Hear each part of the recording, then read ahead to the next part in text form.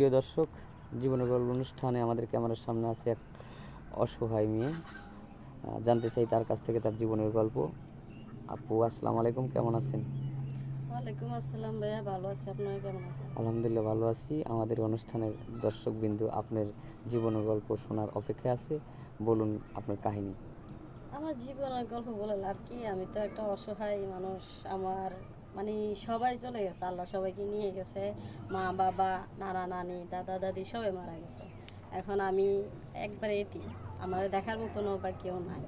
আছি বর্তমানে আমার চাচা চাচির কাছে। আচ্ছা তারা আচ্ছা। কি আর তো বছর দেখবে আমাকে? না না না। এই জন্য তো তারা আপনার বিয়ের কথা বলে না?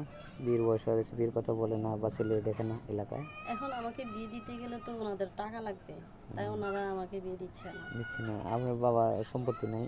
না, আমার বাবার সম্পত্তি না, আমার বাবা অনেক গরিব ছিল। গরিব ছিল। চাচা জি, চাচির আছে? সয় সম্পত্তি আছে? আছে একেবারে টুক, মানে থাকার মতন একটু জায়গা আছে। তার নিজের তো সন্তান আছে, তাই না? ছেলে পেলে হ্যাঁ, আছে না? জি। তো নিজের সন্তান না দেখে আর আপনাকে দেখবে?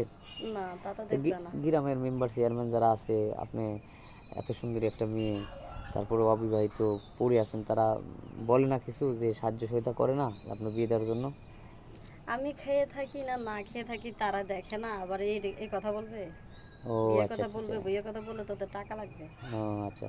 কোনো মতোভাবে চাচা চাচির কাছে আছেন জি, তাদের? কোনো রকমে খাইতেছি ঘুমাইতেছি, ব্যাস এই এতটুকু। আর কি। তো আমাদের এখানে আসলেন বা আমাদের এখানে কিভাবে বুঝলেন যে আমরা এখানে বিজ্ঞাপন করি বা আমাদের এখানে বিয়ে শাদী হয়?